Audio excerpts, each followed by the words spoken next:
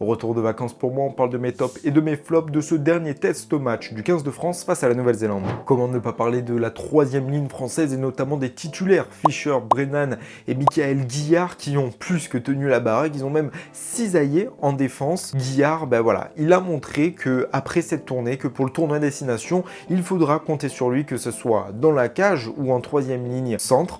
Et voilà, il a aussi été très précieux dans l'avancée des Bleus, toujours à gagner plusieurs mètres, mais également en défense avec 24 plaquages et un 100% de réussite. On a également Joshua Brennan qui peut être seconde ligne comme troisième ligne et il a prouvé aujourd'hui au niveau international.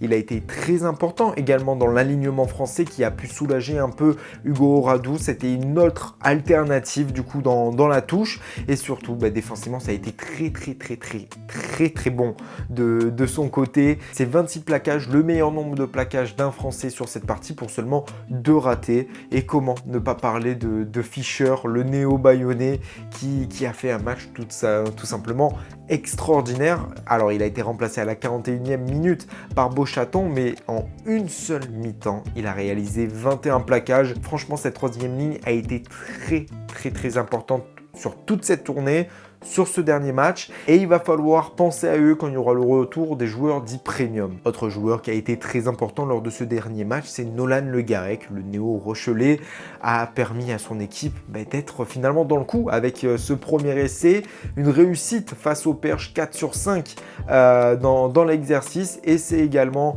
une très bonne gestion, une très bonne aussi utilisation du pied, de l'occupation par les coups de pied qui ont été très bons de la part du demi de mêlée français. Il y a aussi une présence exceptionnelle en défense de la part du numéro 9, c'est 12 plaquages pour seulement 2 ratés. On passe au flop et c'est malheureusement un joueur qui est vivement critiqué ces derniers temps, c'est Léo Barré. Malheureusement, il n'a pas réussi à redresser la barre par rapport à son premier test match la semaine dernière.